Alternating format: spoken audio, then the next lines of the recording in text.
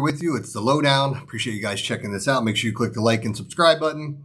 That helps us out. If you click the notification button, that will help you know every time one of these gets posted. If you like these, as I always say, I come back in the morning and post my weather algorithm results that I use. And I can't do it the day before. I have to do it the day of. That's why I write them. Somebody did ask, hey, are these team totals? No, it's always game totals. There might be instances when I give out a play that could be a team total. But when I'm just talking about the weather, it's obviously affecting both teams. So I throw it in that way, and I've always done game totals. Not that there's anything wrong with figuring out who you like in the game and going with, a first 5 over or a team total to go over, whatever it may be. That being said, I do want to mention about my inner circle, the concrete inner circle. You guys can see the number to the side here. If you text that number and text inner circle, you can speak with somebody. It's for high rollers, guys. It's for a lot of the guys that want to bet big. There's a rating system that goes along with my stuff during football season, and we'll be doing that on there. It allows me to release some prop bets and different things that I see later on. I'm actually going to give out a prop bet for Thursday Night Football. That'll be my free play today, but we'll talk about a couple other things.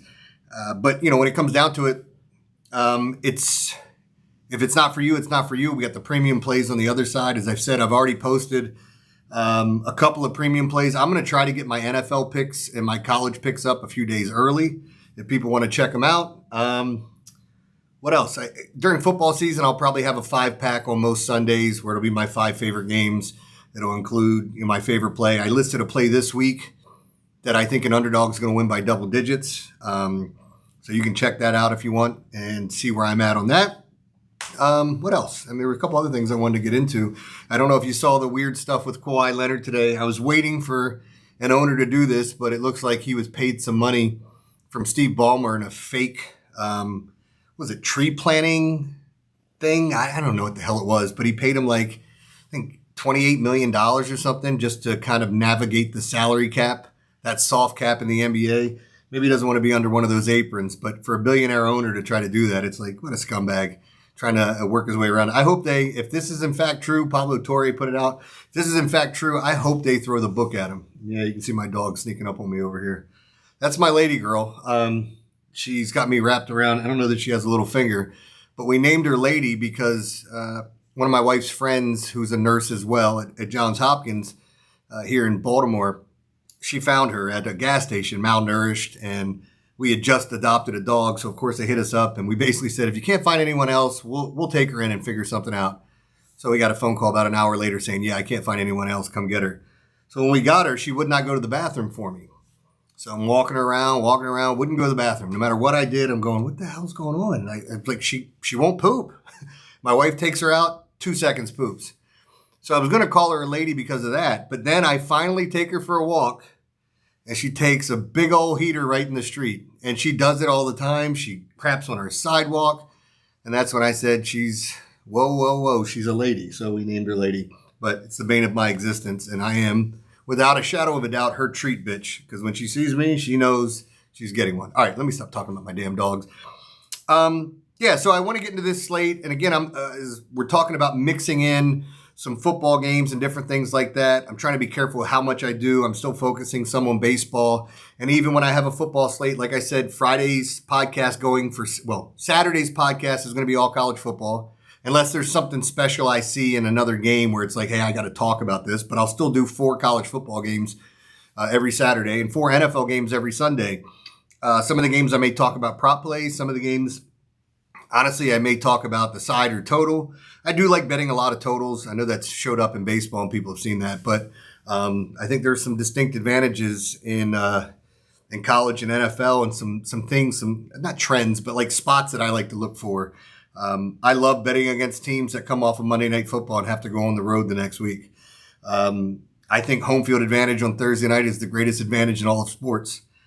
For a team to get basically one day to prepare, a travel day, and ask them to say, hey, I hope everything's all healed up, fly somewhere else and play a football game on Thursday night. And I know there's some people out there that go, wow, I got to make $1 million and play 2 football games in 5 days or whatever. If you've ever, anybody out there, if you ever walked into an NFL locker room on Monday, Tuesday, or Wednesday morning, it looks like these guys have been in car accidents. And some of them will tell you by Thursday, they start to feel maybe a little bit normal, but there are certainly guys that have nagging things going on. And the NFL is totally sold out to the almighty dollar, right? We got games in Brazil, Germany, England. We've got Friday night games. Oh, games on Netflix, games on Paramount. So fun times to be an NFL fan. But again, I'm rambling and about shit that you guys don't even care about. So let's get to these games and talk about it. I want to start with the Phillies and Brewers. And for anybody that's watched me do this, I give out the weather. I've talked about this before with domes. We don't have a ton of games to choose from. I did want to talk about this game specifically in case they open the dome. Most retractable roofs will open up between 65 and 80 degrees. So that automatically puts Arizona out because I don't think they ever reach below 80 degrees unless it's a night in the desert. That's why you don't see Arizona's dome open all that much, because in the summertime, we're talking 100 degrees and nobody wants to play in that. But when it comes down to it, 65 to 80 degrees is when they will technically open it. You can find out, I think, it's either an hour or two before the game where they have to announce it, because it takes almost an hour for that thing to retract if you're closing it, opening it, whatever. If there's any rain in the forecast, you can be sure that they're not going to open it. But with this, it is 65 degrees. It kind of fits that mold. And the only reason I'm bringing it up is if they happen to open the dome, the wind's blowing out at 12 miles an hour. So it's obviously going to help the bats. I'm more interested in the pitching matchup, though, because even with the wind, I still think this is a great underplay. I'm going to lean towards the under with Ranger Suarez and Freddie Peralta. If you've watched either one of these guys pitch or followed them, I love Freddie Peralta at home. This Milwaukee Brewers team is kind of figuring it out and putting it all together, and they look really good. They look like one of the best teams in baseball, maybe the best team in baseball. You just have to wonder if their pitching is going to be the thing that holds up, because they have a lot of good and not a lot of great. I always call those teams made for the regular season, but it's a good team. They steal bases. They score runs. They can score in so many different ways. Bullpen's been strong. I think the under here is a solid play. And with Ranger Suarez, he's had a couple of hiccups, but he's been really solid for most of the year. Looking at guys' numbers, anytime I see a whip that's below 1.10, especially if it's below 1 point, like if it starts with a point and then a 9 or an 8, then you know somebody's doing something good. It just means they don't put runners on. And the reason I like that so much is if you're putting runners on, solo shots won't hurt you in totals when we're betting unders or betting on another team. But you put a couple guys on, and then now you're pitching behind, and all of a sudden you throw a meatball down the plate like Framber Valdez did, and you get screwed over. But I would lean towards the Phillies and Brewers going under. You know what I didn't do? I didn't talk about – I had a really good Sunday, an awful Monday, and a really good Tuesday. I hit my triple play, and I actually threw in 2 prop plays that both went off. I talked about them on the podcast. Max Fried under Ks, Framber Valdez over. Very fortunate the way that played out. Max Fried had 1 K through 3 innings, and then he had 5 Ks through 5 innings. He ended up going 7, but he did not get another strikeout, so I won that bet. Michael Lorenzen over Ks was another one we talked about that was a really good play. It was a good day yesterday. I had a winning day and trying to stack these together, because I'm one of those guys, if you notice me getting hot and I talk about 3 consecutive winning days, I tend to go on heaters. I know a lot of people talk about this because I've had some other cold streaks as well that nobody wants to talk about, but the heaters have absolutely paid off, and I've had some insane weekends because of it and parlaying some of the games together. But I digress. As far as Wednesday went, I just like to tell you what I had on Wednesday. I went back looking at the plays here. I like the Orioles over against the Padres. That was the best weather situation of the day, in my opinion, even with wind blowing out at other stadiums. I stayed away from the White Sox game where there was some rain in the forecast. My weather algorithm was spitting out some weird results on that one, too. I loved Arizona. Zach Gallen graded out really well against the Texas Rangers, and he was one of the top 5 pitchers in my algorithm, so I went with him. I like the Yankees and Astros to go over 8.5. I was on Yordan Alvarez to go over 1.5 bases. And I like the Phillies. I thought, like, with even money and looking at the pitching matchup, I thought they had the better pitcher in Aaron Nola over Jose Quintana. We shall see. But that being said, I like them. All the money's coming in on Milwaukee, and I get it. But I have the better pitching matchup. I don't care they're on the road. I'm going to take my chances with that team. I mean, they're both good teams. Now, as far as getting back into this, because I know I'm rambling and I'm all over the place. I feel like I'm so damn fidgety here. Let me get back to my plays and my notes. All right, so I did want to bring up the Dodgers and the Pirates. There's rain in the forecast. I didn't pick that game in case it gets postponed. I'm not trying to cheat anybody out of anything. I just like to talk about games where there is something, and if there is rain in the forecast, it can clearly mess up your wager. Whether you're betting on the starting pitcher and there's a stoppage around the third inning and he doesn't come back out, then you get screwed. So some people like to stay away from those games. So be it. White Sox and Twins here, 55 degrees. There is some rain in the forecast. It looks light enough that they could play through it or just have a little delay before the game and then get it going. But I feel like it's light rain and they'll play through it. Wind is blowing in at 6 miles an hour. It's Taj Bradley for the Twins. I got the Rays traded him away and Twins picked him up. I liked him when he was in Tampa Bay. I got to say, he's not having the type of season that I thought he'd have this year. Was a big strikeout guy, and you would see him. I don't know that he went deep into games that often, but like he'd be one of those guys that go 5 innings and get 8 Ks, and you're like, yeah, this is pretty solid. But this year he's kind of fluctuated a little bit. But he is facing the White Sox, and I know there's not a ton of concern there with their bats. Shane Smith, who some may argue is the White Sox best pitcher, this guy's sub-4 ERA. His ERA's been in 3s most of the year. I like the under here. I think the weather's going to help. I think these are, when you look at these hitting teams, the White Sox have done much better at home. Now they're on the road. And as I look at it, yeah, I'll take a little bit of help from the colder weather and the wind blowing in. I think it's a good underplay in that it'll help support the pitchers here, who might need a little bit. I'm expecting this game to be like an 8.5 or 9. We'll just have to see if it gets any higher than that. Angels and Royals. So 75 degrees. Wind is blowing out at about 6 miles an hour. Kyle Hendricks versus Seth Lugo. Seth Lugo doesn't look like the guy that was in the Cy Young race last year, but he doesn't look terrible. He looks like a slightly better than average pitcher this year, and he's been fine. Kyle Hendricks, I don't know why I feel like Kansas City is one of those teams that's going to disappoint me against someone that just throws garbage up there now and gets a lot of ground balls, but there is a lot of hard contact with Kyle Hendricks. The Royals in these spots have screwed me over so many times, but I would lean over in this. It looks like a lean over. I'm going back to saying that again. I would lean over in this game. When you look at the two pitchers, Hendricks' ERA's right there around 5. The whip is high, and this is what we talked about. You put guys on, there's pop in this Kansas City lineup, whether you want to talk about Perez, Pasquantino, Bobby Witt, even Garcia. Like there's speed and power with the Royals. But I got to be honest, there are some games when you watch them, it's like, does anybody want to hit here? Like, what are you guys swinging at? But I do think the over is the smart play, so I would lean towards that in this matchup. As I've said, guys, make sure you're checking out all the premium plays over at Pickdawgz. Going to be doing a lot of football, so I'm going to talk about Dallas and Philly. I do want to talk about football weather because I think people misconstrue this at times, and maybe it's going to become expected of me to keep talking about weather. I'll be giving weather reports for basketball games, which obviously makes no sense. So with the weather in the Dallas-Philly game, wind just under 10 miles an hour. So I don't know that that's absolutely going to have any type of impact on the passing game whatsoever. I think when the winds get up into higher double digits, that's when you really have to take a peek. There's going to be some rain in the forecast. It looks like it's light rain. It doesn't look like it's going to be a big effect. And here's what I want to say. Light rain and rain in general, to me, helps the offense. It helps the guys that know where they're going and not the guys that are trying to figure it out. We start looking at it. So many people will see rain in the forecast and they'll go, oh my God, it's got to be an under. Now, if it's a torrential downpour, that's a totally different story. And if it's impacted by wind. To me, wind more than anything, and snow, or like severe storms, I guess I should say, whether it's snow or rain, are what's going to have a huge impact on games, because it changes everything. Whether or not you're going to kick field goals or extra points now that it's back at the 33-yard line, you're going for 2, so it affects the total, it affects the spread.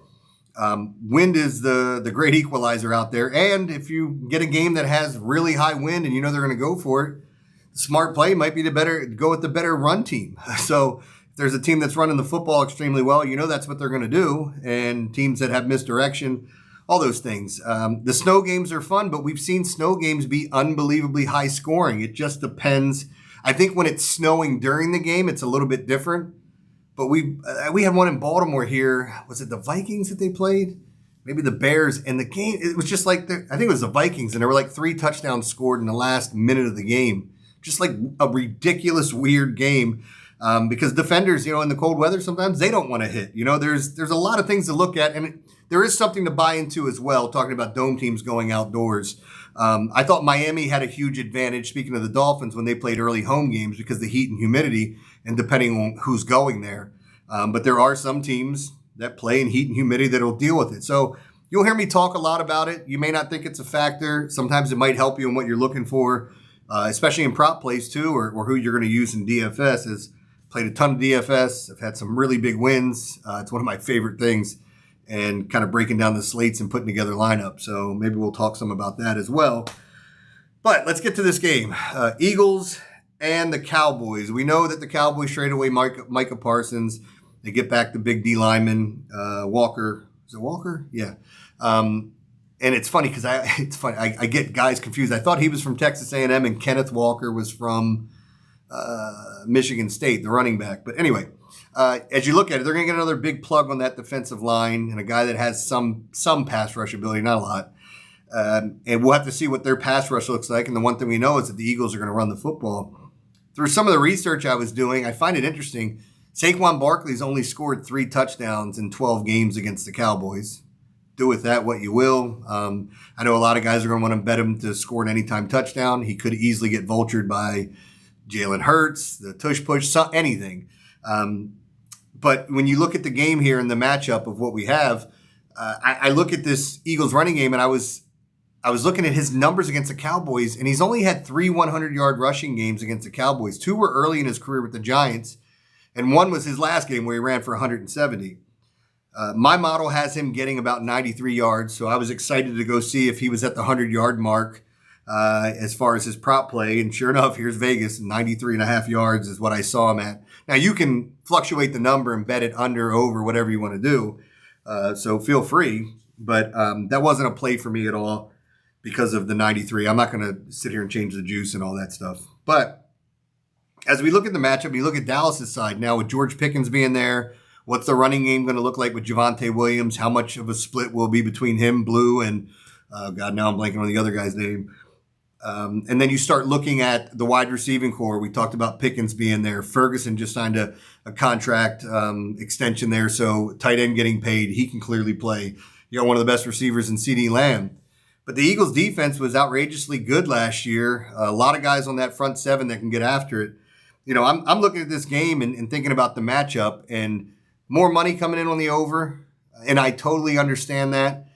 And it's weird because when you have rivalry games like this, for some reason outside of last year, I want to say there was a pretty crazy trend going on that the team that won the Super Bowl and opened up on Thursday night didn't cover the point spread. It's a tough pill for some people to swallow in taking. I even saw some 9.5s today with the Dallas Cowboys getting that. But what I want to give you is a prop play and I'll tell you where my model sits on A.J. Brown. So when I was looking at it and I looked at his prop, he was 69.5 receiving yards, and he was over 4.5 receptions. And I think the receptions was juiced up to maybe like minus 140.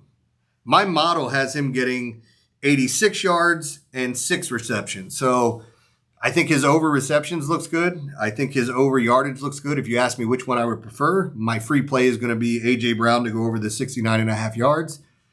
He's clearly a guy that can get a lot of that on one play or even all of it. And he's going to get his targets. And I'm not the least bit worried about Dallas's pass rush. They'll have to show me something that there's really somebody waiting behind him that they can get after Jalen Hurts. I was looking at Jalen Hurts rushing prop too because my model liked him to go over. Maybe I'm telling you too much, but this is with prop plays, I think it's interesting to see how the game flow is going to go because the algorithm, even though it's using previous data and it's predictive, once you get more games in, I think it gets even better. And we get closer to the numbers. But again, these are averages and telling you what they think is going to happen. But I like rolling with it. So my free play, A.J. Brown, over 69.5 yards. All right, guys, got to jump off here. Come back tomorrow with another podcast. I'm talking about doing a college football and an NFL podcast with Mark Zinno. So if any of you guys, Baltimore guys, and you've heard us on the radio, you know I love speed bagging his balls. So we'll be doing that and talking a lot of football. So I'm looking forward to that as well. But appreciate you guys watching. Hope you win some money. I'll be back tomorrow.